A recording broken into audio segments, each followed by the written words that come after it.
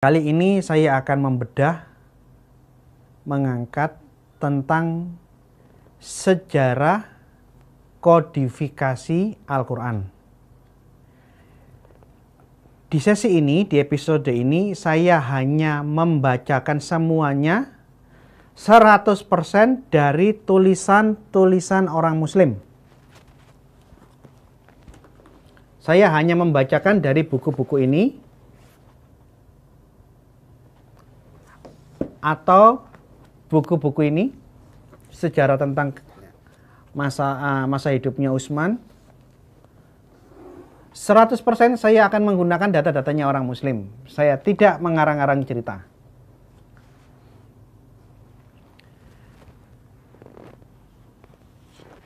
Para kawan-kawan orang Muslim menanggapi tulisan postingan saya yang kemarin bahwa Quran itu memang ada banyak bacaan. Ya, benar. Dia memang ada banyak bacaan. Qiraatus sabah, perbedaan 7 qiraat, itu memang ada di zaman Muhammad, tertulis di dalam hadis sahih. Dan Muhammad kala itu mengizinkan, membiarkan, dan menoleransi perbedaan-perbedaan yang ada. Yang menarik, selama Muhammad masih hidup, Quran belum dikumpulkan menjadi satu bundle. Belum dikodifikasi menjadi Quran yang seperti sekarang. Jadi Quran yang diterima Muhammad, yang katanya dia mendapat wahyu, disampaikan secara lisan, disalin di media seadanya, di kulit onta, pelepah korma, tulang belikat onta, di bahan-bahan yang ada seadanya. Sebagian dihafal dalam ingatan para sahabat. Belum ada susunan Quran dalam satu bundle. Setelah Muhammad meninggal, di dalam sejarahnya Muslim dicatat banyak orang-orang yang menjadi Muslim akhirnya kembali murtad.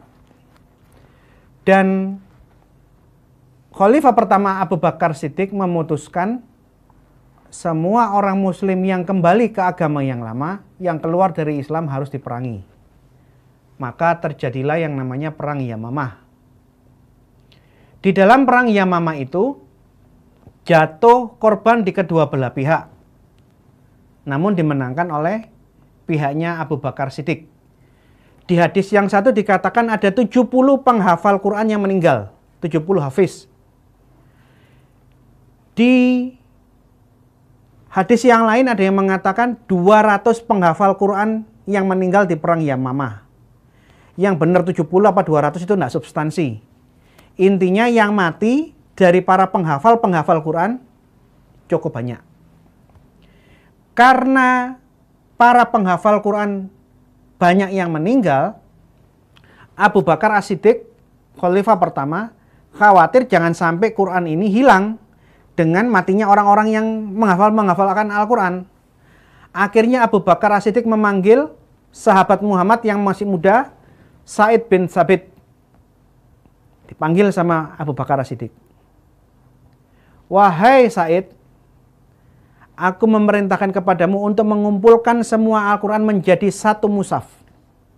Sa'id bin Thabit menjawab Abu Bakar As-Siddiq,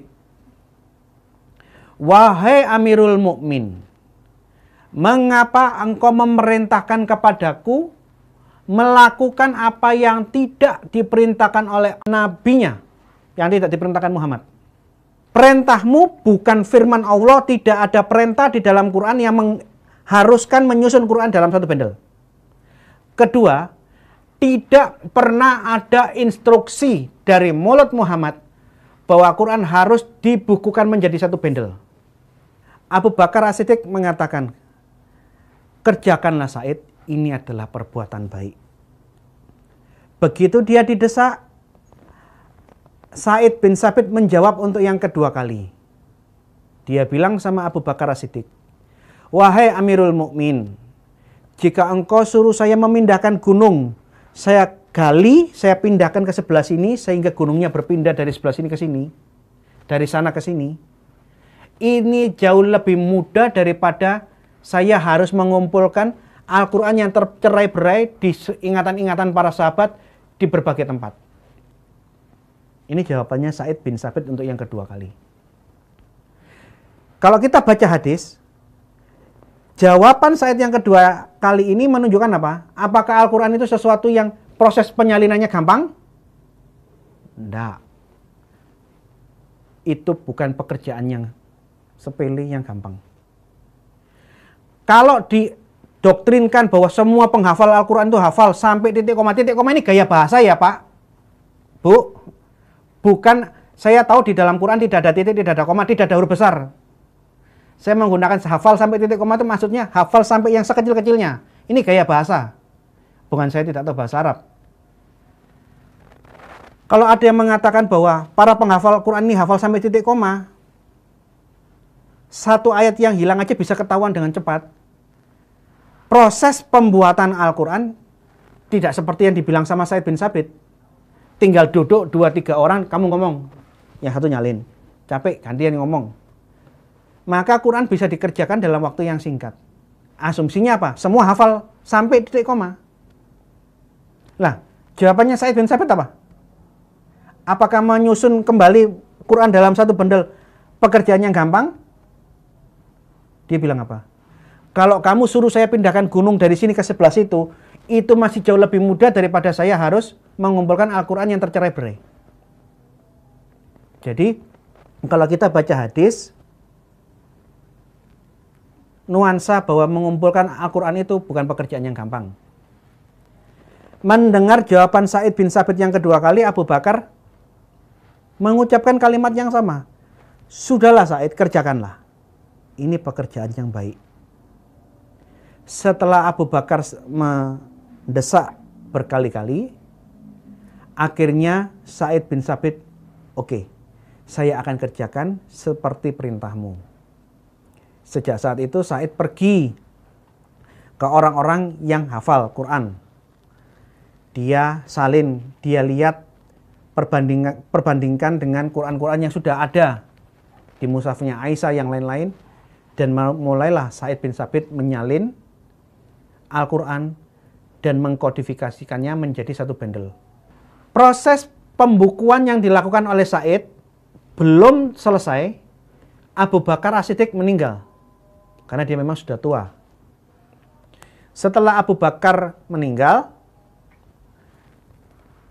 pekerjaannya Sa'id bin Tsabit yang separuh jalan ini dihentikan, dan apa yang dia kerjakan dititipkan ke Hafsah binti Umar, salah satu istri Muhammad, disimpan di situ. Tidak berapa lama kemudian Umar bin Khattab meninggal pula, dibunuh, dan kepemimpinan Islam digantikan oleh Utsman bin Affan. Nah, saya minta semua orang Muslim cari buku-buku tentang biografinya para khalifah. Mau pakai Imam As-Suyuti, Thariq Al-Khulafa ada, Muhammad Hussein Haikal juga menulis. Dan banyak yang menulis tentang Utsman bin Affan. Di semua biografi atau catatan sejarah tentang Utsman, tercatat di zaman Utsman melakukan ekspansi, memperluas wilayah kerajaan Islam. Dia panggil Panglima Laskar Muslim Hudzaifah untuk menaklukkan perbatasan Rusia, Azerbaijan, Ukraina ditaklukkan supaya masuk menjadi wilayah kekaisaran kekhalifahan Islam. Hudzaifah memimpin bala tentara Muslim keluar dari Madinah Makkah menuju ke Syria. Sampai di Syam, dia mendengarkan orang-orang Muslim di Syria berdebat cekcok mengenai bacaan Qur'annya ini seperti itu, bacaannya orang Muslim yang lain kok beda-beda. Dia kaget loh, Qur'annya kok nggak sama. Dia tinggalkan Syam karena memang dia harus pergi ke dekat perbatasan Rusia. Dia keluar dengan bala tentaranya menuju singgah di Irak. sebelum ke Ukraina, Azerbaijan, perbatasan Rusia. Dia singgah di Kufa yang waktu itu sudah masuk menjadi wilayah Islam. Sesampainya dia di Irak, di kota Kufa, dia dengarkan orang Muslim berantem juga di sana. Karena Quran yang ada, yang beredar di antara orang-orang Muslim di Kufa, Quran yang satu dengan versi yang lain beda-beda dan mereka berdebat. Ngotot, saling mengotot mana yang paling benar. Melihat permasalahan ini, Hudzaifah bingung, tapi tugasnya harus dia selesaikan. Dia tinggalkan Irak, dia naik ke atas, ke utara, dia bertempur dan menaklukkan Azerbaijan dan Ukraina. Singkat cerita, setelah mereka ditaklukkan, perbatasan masuk ke Rusia itu ditaklukkan, mereka langsung pulang. Begitu Hudzaifah ketemu sama Utsman, Utsman menyampaikan bahwa tugas yang dimandatkan sudah selesai. Namun, ada yang lebih penting. Dia mendesak Utsman, lakukan tindakan penyelamatan, lakukan penyeragaman Al-Quran, supaya umat Islam jangan sampai berantem, berdebat mengenai bacaan siapa yang benar. Diceritakan pengalamannya di Syria, orang cekcok berantem mengenai perbedaan-perbedaan Al-Quran. Di Irak, di Kufa orang berantem. Atas desakan Hudzaifah, Utsman bin Affan ingat, dulu di zamannya Abu Bakar Siddiq, kan sudah ada upaya untuk membukukan Quran. Yang buat Sa'id bin Tsabit, dipanggillah Sa'id bin Tsabit. Pada waktu Sa'id bin Tsabit dipanggil, diperintahkan untuk menuntaskan apa yang dulu sudah dikerjakan. Sa'id bin Tsabit pergi mengumpulkan Quran, menyelesaikannya menjadi satu bundle. Dia ke Hafsah, dia pinjam mushafnya Hafsah, dia ke orang-orang yang lain. Singkat cerita, tersusunlah Al-Quran dengan tartib seperti yang ada sekarang, dari surah Al-Fatihah, Al-Baqarah, seterusnya sampai surah An-Nas. Namun, begitu Al-Quran selesai dibukukan, Utsman bin Affan menginstruksikan bahwa segala versi Quran yang berbeda bacaan, entah bacaan 2 bacaannya berbeda, 3 bacaan, 5 bacaan, 7 bacaan, entah berapa bacaan, semua Al-Quran yang beda bacaannya dari naskah milik Utsman harus dimusnahkan. Disobek-sobek, dibakar, disirnakan. Tidak boleh dipakai. Coba kita lihat apa yang dicatat oleh Mana Khalil Katan. Ini buku yang bagus untuk dibeli. Dari isi buku ini saya menduga dia kelompok Salafi. Karena di dalam tulisannya dia mengatakan, tolong diperbesar sini.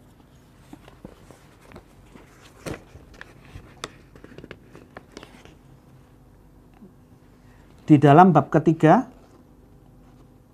terus diperbesar, dia mengatakan bahwa ilmu kalam adalah ilmu sesat. Kesesatan ilmu kalam. Jikalau dia menulis, dia berpandangan bahwa ilmu kalam adalah ilmu yang sesat, bid'ah, saya menduga kemungkinan besar penulis ini Islam golongan Salafi. Tolong ambilkan yang kamus bid'ah yang hijau.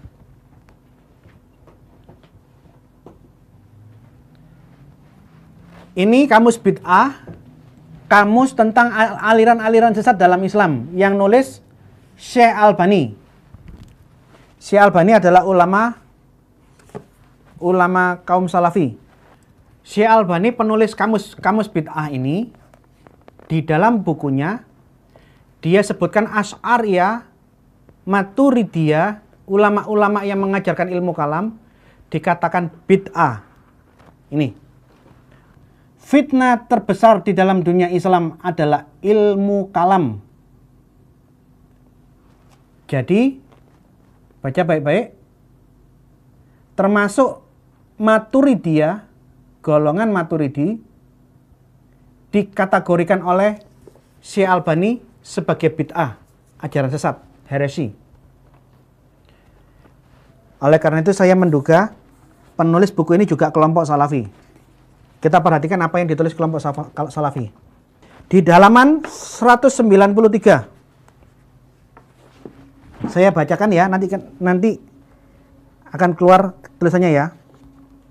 Saya bacakan. Bersatulah wahai sahabat-sahabat Muhammad, dan tulislah untuk semua orang satu imam, yaitu mushaf Quran sebagai pedoman. Kemudian ia memerintahkan membakar semua bentuk lembaran atau mushaf yang selain itu. Umat pun menerima perintah dengan patuh, sedang qiraat dengan 6 huruf lainnya ditinggalkan. Qiraatus sabah hanya ada di zaman Muhammad, di zaman Utsman. Semua qiraat yang berbeda dibakar, dimusnahkan, ditinggalkan. Saya ulangi. Sedang qiraat dengan 6 huruf lainnya ditinggalkan. Keputusan ini tidak salah, sebab qiraat dengan 7 huruf itu tidak wajib, kata Muhammad Khalil Katan. Seandainya Rasulullah mewajibkan qiraat dengan 7 huruf itu semua, tentu setiap huruf harus disampaikan secara mutawatir sehingga menjadi hujah. Tetapi mereka tidak melakukannya. Ini menunjukkan bahwa qiraat dengan 7 huruf itu termasuk dalam kategori keringanan. Tolong di zoom bagian ini.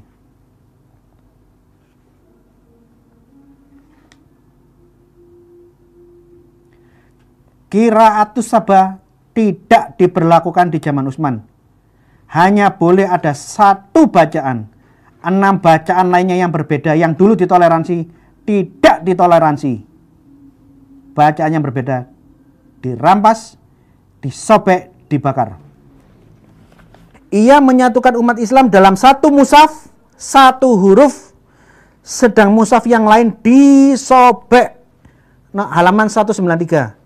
Ia memerintahkan dengan tegas agar setiap orang yang mempunyai mushaf yang berlainan dengan mushaf yang disepakati itu membakar mushaf tersebut. Mushaf yang berbeda dari milik Utsman harus dibakar, dimusnahkan. Umat pun mendukungnya dengan taat dan mereka melihat bahwa dengan begitu Utsman telah bertindak sesuai dengan petunjuk dan sangat bijaksana.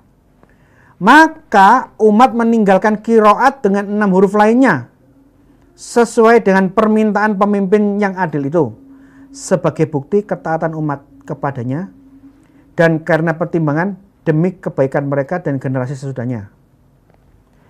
Dengan demikian segala qiraat yang lain sudah dimusnahkan dan bekas-bekasnya juga sudah tidak ada. Dimusnahkan. Jadi kalau sampai ada yang mengatakan qiraatus sabah terus diberlakukan di zaman Utsman, diberlakukan di zaman sekarang, saya katakan itu tidak sesuai sejarah. Utsman berusaha menyatukan bacaan dengan konsekuensi bacanya berbeda, dimusnahkan, tapi usahanya gagal. Kalau yang ditulis sama Mana Khalil Katan Anda tidak percaya karena ini golongan yang anti ilmu kalam, anti asyariah, golongan asyariah, golongan Maturidiyah dia tolak, mengatakan ilmu kalam sesat. Kita buka tulisan buku ini ya. Rekonstruksi sejarah Al-Quran. Tulisannya Taufik Adnan Amal. Kata pengantarnya Profesor Quraisy Shihab. Dari nama-nama penulis, saya menduga dia golongan Sunni, dia Nahdlatul Ulama. Kita lihat apa yang ditulis oleh orang-orang Sunni dari Taufik Adnan Amal.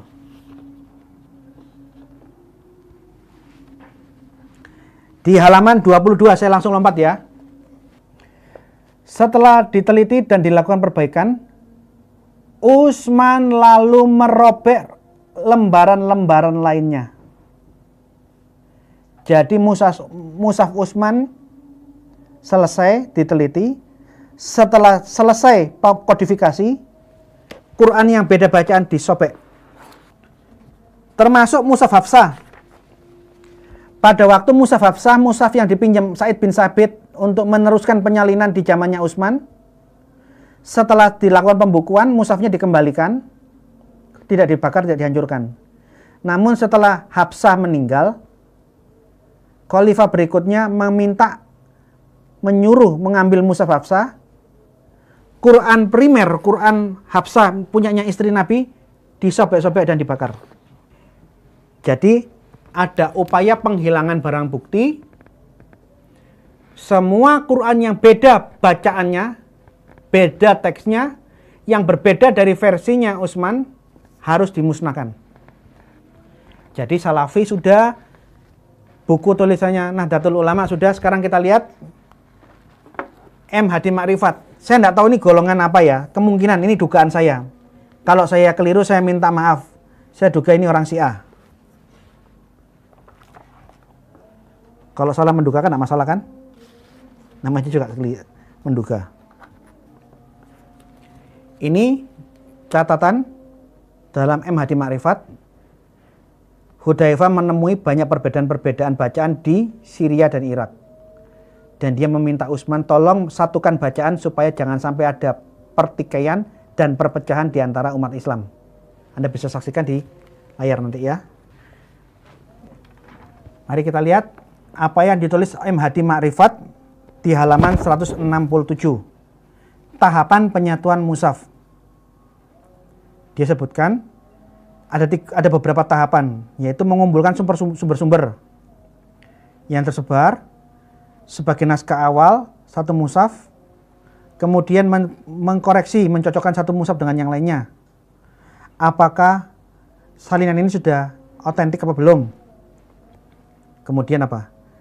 Mengumpulkan mushaf-mushaf atau lembaran-lembaran sebagai catatan Quran dari semua negara Islam, kemudian menghapus dan menyirnakan semua catatan-catatan Quran yang ada di wilayah kekhalifahan Islam di semua negara-negara Islam yang sudah mereka taklukkan, diambil, dihapus, disirnakan.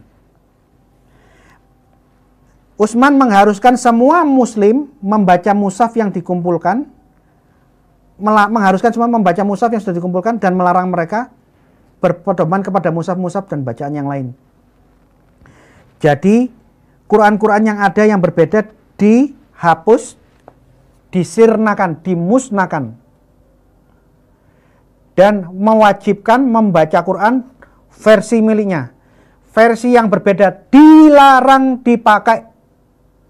Tidak boleh ada perbedaan bacaan, tidak boleh ada perbedaan versi Quran di zaman Utsman. Semua Quran yang berbeda disirnakan, dimusnahkan.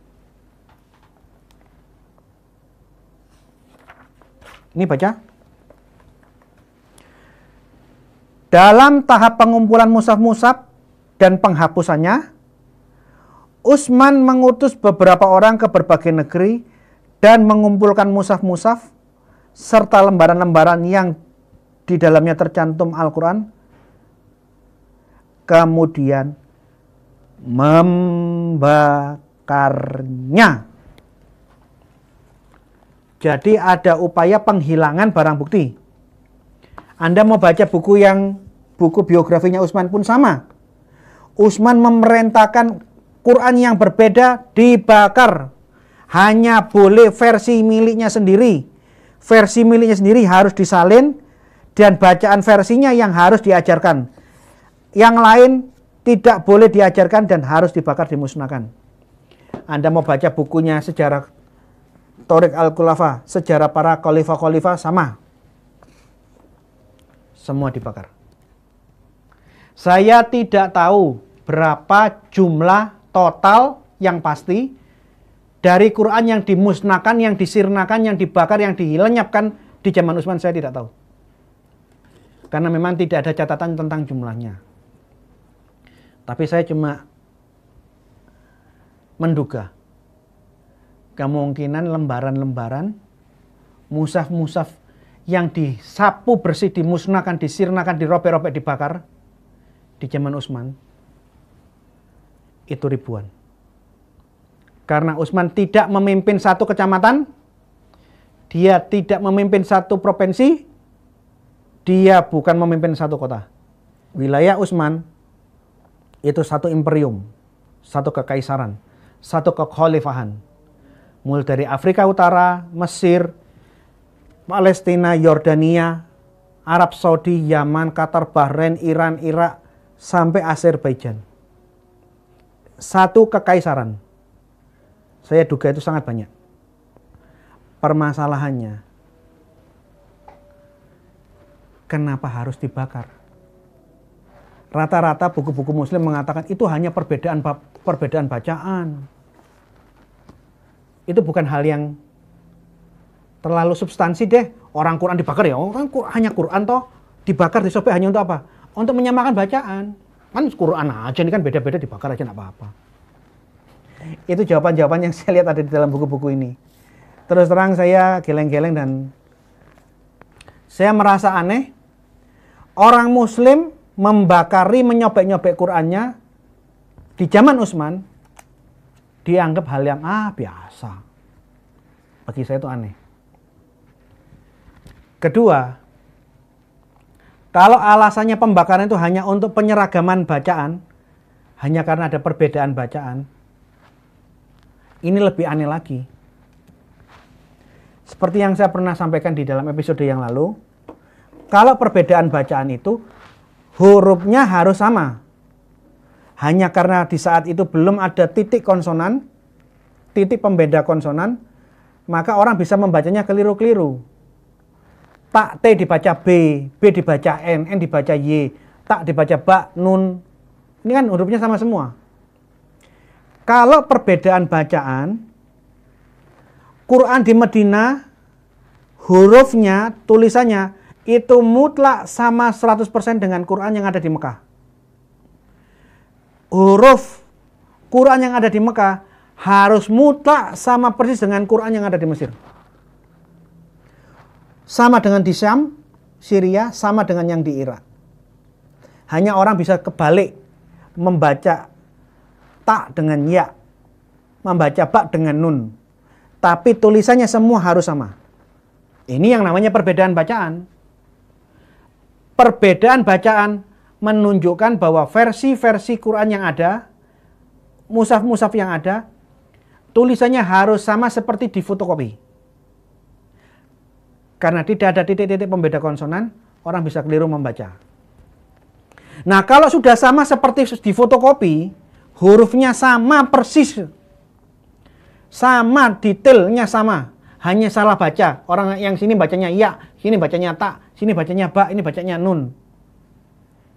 Yang salah kan yang baca, mulutnya yang baca yang keliru. Lah untuk apa Quran-Quran yang sudah sama 100% tulisannya disobek-sobek, dibakar, dimusnahkan, disirnakan? Untuk apa? Ini yang kadang-kadang kalau kita baca sejarah ada hal-hal yang mengganggu nalar. Saya duga, ini dugaan, perbedaan yang ada itu tidak sesederhana perbedaan hanya sekedar perbedaan bacaan. Kalau beda bacaan, sekali lagi kalau beda bacaan, teksnya harus sama persis antara negara, antar kota, antar provinsi harus sama semua. Hanya yang baca bisa keliru-keliru.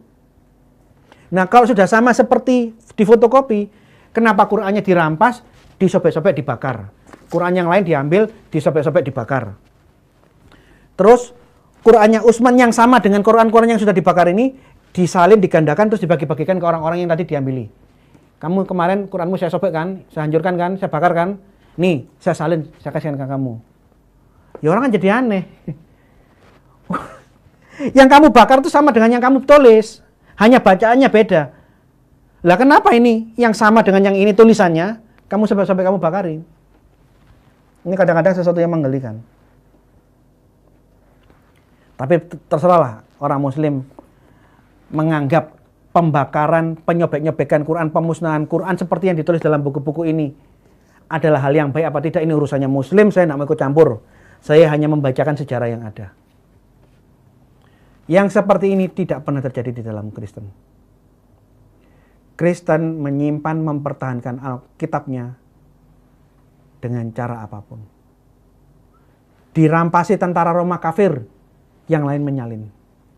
Dan jumlah salinan Alkitab saat ini, salinan yang versi Yunani aja, versi asli, itu lebih dari 5.600 manuskrip yang sudah ditemukan dan diberi katalog. Manuskrip Perjanjian Baru versi Latin pecah rekor, ini 10.000 lebih, yang sudah terdokumentasikan, terkatalogkan. Kita punya dokumen manuskrip Alkitab kuno ribuan. Islam bagaimana? Mana Quran yang asli yang kalian miliki? Tidak ada. Kalau ada yang mengatakan Quran yang asli masih ada, bohong. Semua sejarah yang sudah saya bacakan membuktikan Quran yang asli. Mana sekarang yang ditulis di dalam lembaran-lembaran kulit binatang? Yang ditulis di dalam pelepah kurma? Yang tulis di tulang belikat unta, mana? Tidak ada. Yang ada yang dimiliki orang Muslim adalah salinan. Dan salinan-salinan yang kuno jumlahnya tidak lebih dari 10 jari saya. Yang di British Museum Inggris itu cuma 2 lembar. Quran yang disimpan di British Museum Inggris itu cuma 2 lembar. Ada mushaf yang ditemukan di Topkapi. Topkapi itu di Turki. Yang ditemukan di Samarkand. Ada mushaf Quran yang ditemukan di Sana'a. Sana'a itu di Yaman. Dan semua penemuan-penemuan Quran ini menunjukkan banyak perbedaan teks dan tidak seragam. Dan upaya untuk meneliti lebih lanjut ditutup dan tidak boleh diakses oleh siapapun. Kalau Kristen, orang Kristen punya ribuan manuskrip Alkitab dan diteliti secara terbuka untuk kajian kritik teks. Jadi ini sejarah tentang Al-Quran, bahwa harus diakui orang Kristen dan orang Muslim harus jujur. Kristen tidak bisa menunjukkan Alkitab yang asli, yang ada salinan, tapi jumlahnya ribuan. Manuskrip abad pertama papirus ratusan, abad kedua ratusan, abad ketiga ratusan, bahkan ribu. Totalnya yang bahasa Yunani aslinya 5.700. Quran juga sama. Islam tidak punya Al-Quran yang asli, yang ditulis di samping Muhammad, yang ditulis di pelepah korma, kulit-kulit binatang, tidak ada. Mushaf-mushaf milik sahabat dihancurkan semuanya, dirampas, disobek-sobek, dibakar, dimusnahkan. Namun pemusnahan ini tidak terjadi 100%. Di dalam catatan sejarah, mushaf-mushaf yang berbeda dari mushaf Utsman itu masih tersimpan. Bahkan Imam Abu Dawud di dalam kitab Al-Masahif, ini kitabnya, masih memiliki beberapa dokumen Quran versi punyanya sahabat-sahabat yang berbeda dengan versinya Utsman. Dan Abu Dawud, salah satu penulis periwayat hadis Sunan Abu Dawud, mendata. Ini. Dia data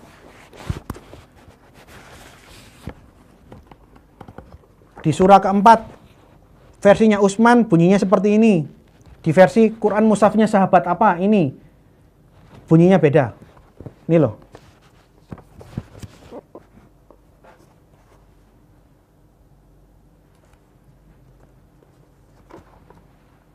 Ini. Yang nulis ini ulama Islam sendiri. bahwa di zaman dia hidup di abad ke-10 masih dia miliki dokumen-dokumen Quran-Quran yang dimusnahkan di zamannya Utsman di abad ke-78. Sebagian dia masih terselamatkan dan dia tuliskan buku, dia data versi Utsman dibandingkan dengan versi mushafnya Ibnu Mas'ud. Ada perbedaan-perbedaan. Mushaf Utsman dengan mushafnya Ubay bin Ka'ab, ini perbedaannya di sini, dia data. Mushafnya Utsman dengan mushafnya Ibnu Zubair, dengan berbagai mushaf yang lain yang di zaman sahabat-sahabat Muhammad, dia data jumlahnya ribuan perbedaan. Dan untuk ini akan ada sesi khusus setelah ini. Saya akan bahas khusus perbedaan-perbedaan Al-Quran di zaman pra-Utsman. Nah, demikian saya menyampaikan sesi ini. Jadi, urutan-urutan Quran yang ada, yang kita lihat di dalam Quran zaman sekarang, itu baru dibuat oleh Utsman bin Affan. Urutan-urutan Quran belum ditertibkan di zamannya Muhammad, tidak ada urutannya. Tidak ada hadis yang mengatakan susunan Quran itu harus ini, tidak ada. Tidak ada perintah dari Muhammad harus menyusun dari satu bendel. Jadi Quran yang ada sekarang yang dipakai semua orang Muslim, itu inisiatifnya bukan dari Muhammad dan dari Allah, tapi dari Abu Bakar, yang disempurnakan, dituntaskan oleh Utsman. Ya. Kedua, mushaf sebelum Utsman itu berbeda. Susunannya berbeda, jumlah surahnya. Dan ini akan ada sesi tersendiri untuk membahas masalah ini.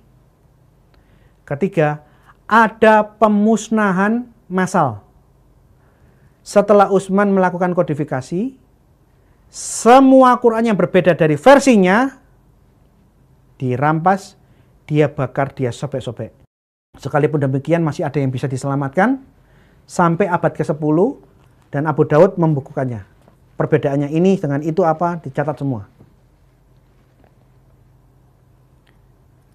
Jadi, tolong jangan dikaburkan sejarah perbedaan bacaan qiraatus sahabat di zaman Muhammad dicampur adukkan dengan kondisi Quran di zaman pasca Utsman. Karena di zaman Muhammad perbedaan bacaan diizinkan, dibiarkan. Tadi kita baca bukunya Khalil Katan. Di zaman Utsman 6 bacaan lainnya yang berbeda, dulu ada 7 bacaan, 6 bacaan lainnya yang berbeda, disobek-sobek, dimusnahkan, dilarang. Kita harus jujur dengan sejarah. Artinya apa? Upaya penyeragaman sampai membakari semua Quran-Quran yang ada di seluruh kekaisaran Islam, dibakar, disobek-sobek. Harus pakai satu versi, satu bacaan. Ternyata setelah disalin dari generasi ke generasi sampai hari ini, kita bisa saksikan Quran masing-masing negara beda versi yang satu dengan yang lain. Beda bacaannya, beda tulisan. Dan kita harus jujur. Saya tidak menghina, saya hanya membacakan dan menunjukkan ini perbedaannya di sini. Mengenai tafsirnya itu urusan kalian, bukan urusan saya.